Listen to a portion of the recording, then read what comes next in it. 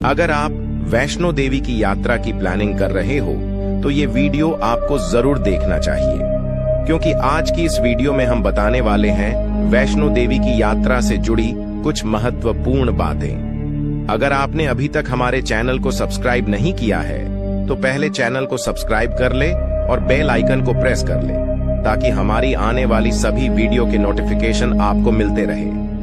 हम शुरू करने वाले हैं माता वैष्णो देवी की यात्रा से जुड़ी बातें। ये बातें स्टार्ट करने से पहले सब मिलकर बोले जय माता दी। माता वैष्णो देवी का धाम दूसरे धामों से अलग है। वैष्णो देवी धाम पर तीनों महादेवियों की शक्ति वास करती है, जो कि 3 पिंडियों के रूप में त्रिकुट पर्वत पर पवित्र गुफा में विराजमान है। यह गुफा रहस्यों से भरी है। इस गुफा में निरंतर गंगा का पवित्र जल प्रवाहित होता रहता है। गुफा में प्रवेश करते ही गंगा जल के बहने की आवाज आने लगती है और इस त्रिकुट पर्वत पर तीनों महादेवियों की दृष्टि और ऊर्जा हमेशा बनी रहती है।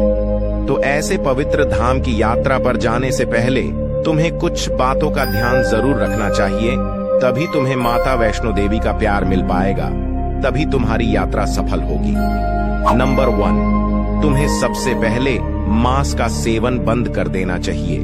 वैसे तो मांस का सेवन कभी करना ही नहीं चाहिए, पर यदि मांस का सेवन करते हैं तो फिर किसी देवी कृपा की आशा नहीं रखनी चाहिए, क्योंकि कोई भी देवी देवता ऐसी मनुष्य को अपनी ऊर्जा प्रदान नहीं करेंगे जो अपना पेट भरने के लिए कई मासूम जीवों की हत्या करके उनका मांस खाते हैं। ईश्वर को भी वही लोग प्रिय होते हैं जो दूसरे जीवों के साथ प्रेम पूर्वक व्यवहार रखते हैं।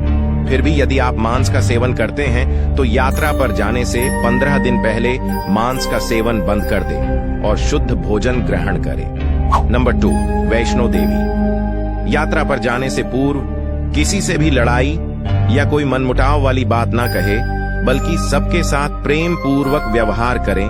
किसी कुत्ते या बिल्ली को ना मारें। अगर आपके घर में गाय भैंस है तो उन्हें भी ना मारें, बल्कि उनको अच्छे से चारा खिलाएं और उन्हें सुख देने की कोशिश करें। नंबर 3, अगर आप लहसुन प्याज खाते हैं तो वैष्णो देवी यात्रा पर जाने से 4 दिन पहले लहसुन प्याज का सेवन बंद कर दे और शुद्ध शाकाहारी भोजन ग्रहण करें। I would like to tell you something about onion and garlic. लहसुन प्याज कोई गंदी चीज नहीं है, हमें इसका सेवन जरूर करना चाहिए।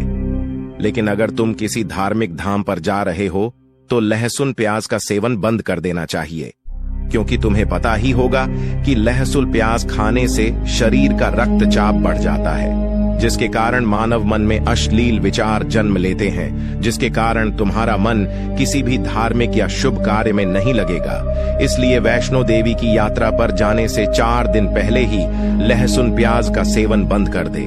नंबर 4, अगर आप मई या जून के महीने में वैष्णो देवी जा रहे हो तो ये नहीं सोचना कि जैसा मौसम यहाँ है वैसा ही वैष्णो देवी धाम पर होगा। नो, ऐसा नहीं है।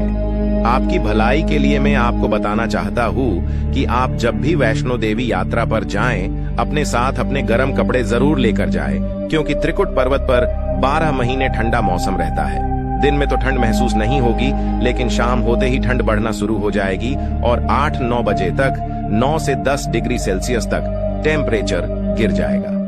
इसीलिए अपने साथ गर्म कपड़े जरूर लेकर जाएं, जैसे कि जैकेट, शॉक्स और मफलर। नंबर 5, जब आप वैष्णो देवी यात्रा पर जाएं तो ज्यादा सामान साथ में ना लेकर जाएं। यदि तुम अपने साथ भरी बैग लेकर जाओगे तो इस वजन के साथ 14 किलोमीटर की यात्रा करना तुम्हारे लिए बहुत कठिन होगा। इसलिए वही उतना ही सामान लेकर जाएं जितने की जरूरत हो।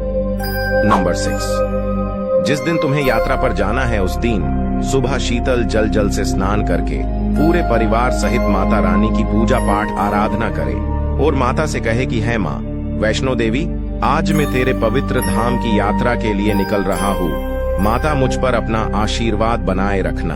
माता की पूजा करके फिर परिवार के सदस्यों को पूजा में रखा प्रसाद बांटे और उनका आशीर्वाद ले।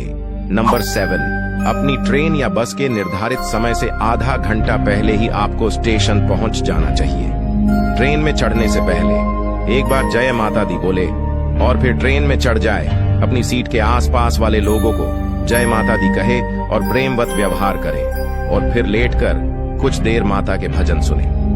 नंबर 8, जब आप वैष्णो देवी के कटरा स्टेशन पर पहुंचोगे तो ट्रेन से उतरते ही आपको माता वैष्णो देवी का त्रिकुट पर्वत दिखाई देगा। उस पर्वत की ओर देखते हुए माता को प्रणाम करे और स्टेशन से बाहर आ जाए। फिर आपको कुछ समय के लिए होटल में एक कमरा लेना चाहिए ताकि तुम थोड़ा आराम कर सको।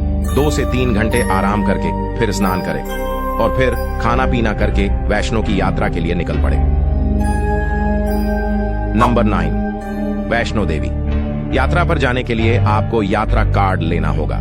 इसके लिए वैष्णो देवी कमेटी ने वहां कई काउंटर बनाए हैं। काउंटर पर जाकर यात्रा कार्ड ले ले, जिसके लिए आपको कोई फीस पे नहीं करनी, क्योंकि ये कार्ड निशुल्क है।